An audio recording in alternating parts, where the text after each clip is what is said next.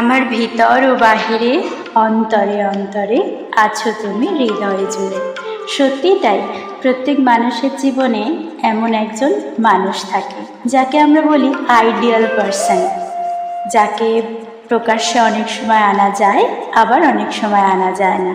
কিন্তু প্রকাশ্যে না আনা গেলেও উচিত সেই মানুষটার যাতে ভালো হয় সেটা সবসময় নিজের অধীনে রাখা বা নিজের খেয়াল রাখা। এজন্যই তো আমরা মানুষ, যার মান আছে, হুঁশও আছে। কিন্তু হঠাৎ যদি এমন কখনো হয় সেই মানুষটাকে আপনি প্রকাশ্যে আনতে পারছেন না, অথচ তার কোনো খারাপ সময়ে নিজের অজান্তেই মন খারাপ হয়, তার ভালো থাকাতে ভালো লাগে, তার আনন্দে আনন্দ হয়, তার খুশিতে খুশি হয়, সে অনুভূতি বড্ডই আলাদা। যাদের হয় তারাই জানে। যাই হোক, নমস্কার প্রিয় দর্শক, কেমন আছেন সবাই?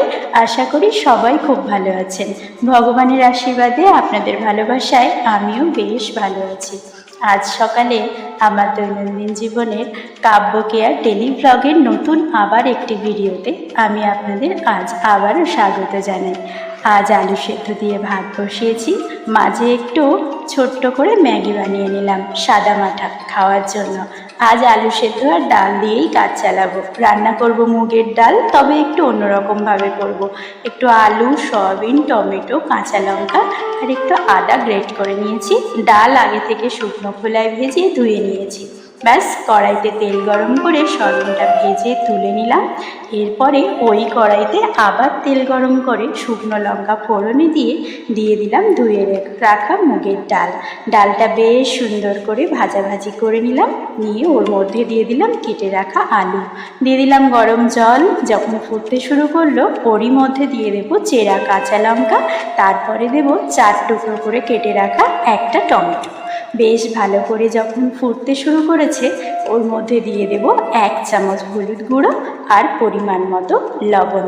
ব্যাস, এবার সুন্দর করে ঢাকা চাপা দিয়ে সেদ্ধ করার পালা। দেখুন, ডাল কিন্তু খুব সুন্দর সেদ্ধ হয়ে গেছে। মুগ ডাল, আলু, টমেটো সব একসাথে সেদ্ধ হয়ে গেলে বেশ ভালো করে খুন্তি দিয়ে নেড়ে চেড়ে কষিয়ে নেওয়ার পালা।